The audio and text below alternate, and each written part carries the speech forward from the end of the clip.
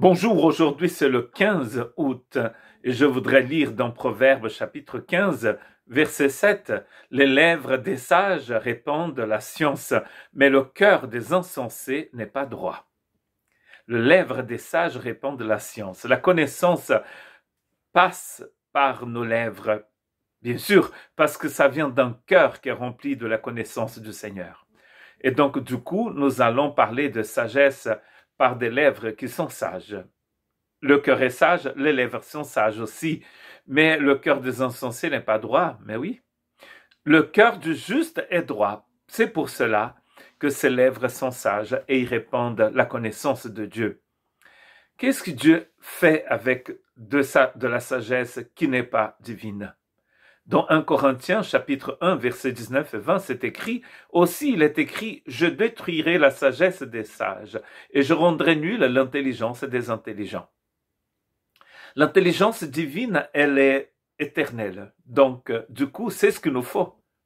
Parce que notre sagesse, elle est basée souvent sur rien du tout, sur du néant.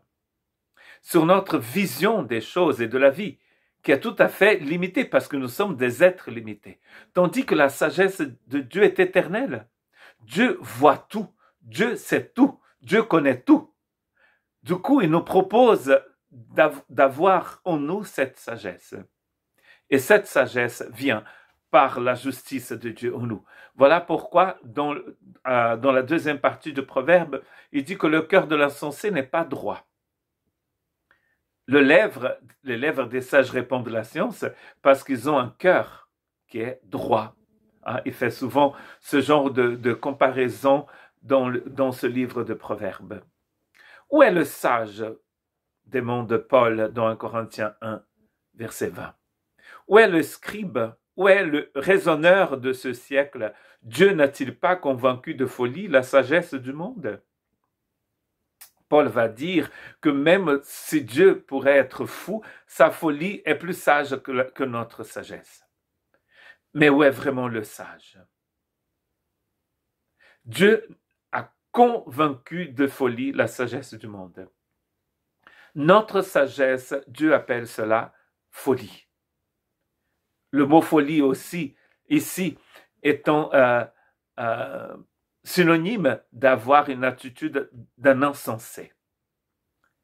Nous n'avons pas d'intelligence vraiment comme celle de Dieu. Nous avons besoin de la recevoir. C'est un cadeau de la grâce. Voilà pourquoi nous ne vivons pas dans l'obscurité. Nous vivons en pleine lumière. Nous savons d'où nous venons et nous savons où nous allons. Nos jours ne sont pas vécus dans le doute. Nous sommes dans la certitude. Nous sommes dans la vérité de Dieu. Pas la nôtre, celle de Dieu. Et d'ailleurs, Jésus proclame sans avoir peur, sans avoir honte, et dit « Je suis la vérité ». Donc la vérité que nous proclamons, c'est une personne. Dans Jacques chapitre 1, verset 18, il nous a engendrés selon sa volonté par la parole de vérité, afin que nous soyons en quelque sorte les prémices de ces créatures. Il nous a engendrés. Pourquoi avons-nous cette sagesse? Pourquoi sommes-nous devenus des personnes droites? Ce n'est pas parce que nous sommes des religieux. Ce n'est pas parce que nous avons une religion sublime, parfaite. Aucune religion n'est parfaite. Jésus ne parle jamais de cela. Il parle d'une vraie relation avec le divin.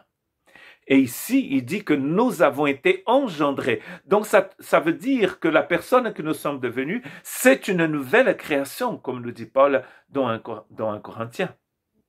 Il nous a engendrés par la parole de vérité. Nous sommes engendrés par la parole du Seigneur. Voilà pourquoi nos lèvres, des lèvres justifiées par la foi, vont répandre la connaissance de Dieu. Que Dieu vous bénisse.